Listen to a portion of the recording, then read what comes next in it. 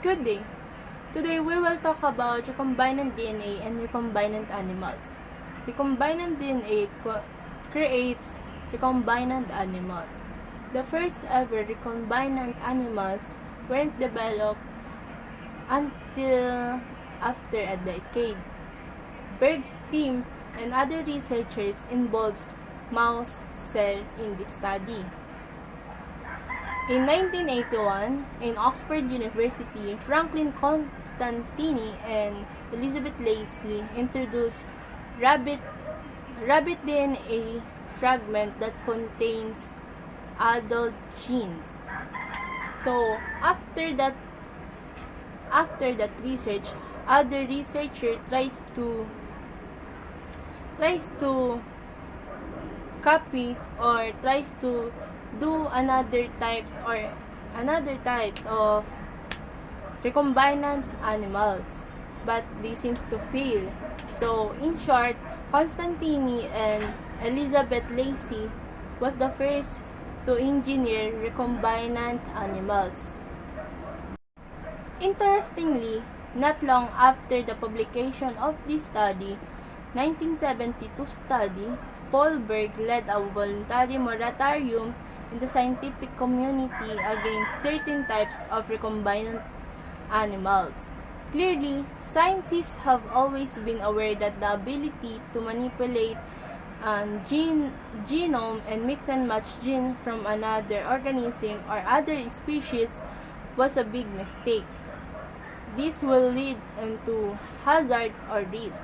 So until now, people are debating of how does recombinant DNA work, or if it's safe or good or bad or right or wrong.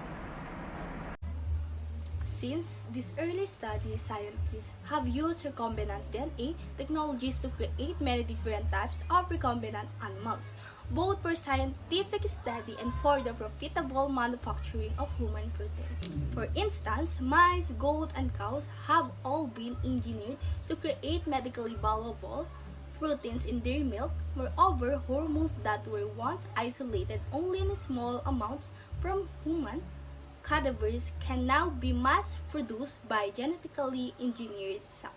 In fact, the entire biotechnology industry is based upon the ability to add new genes to cell, plant, and animals.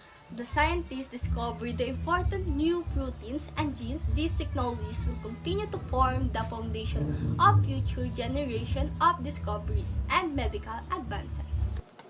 Seeing is believing with glowfish. They are absolutely stunning. The preceding is some of the marketing material you'd read if you visited the glowfish website.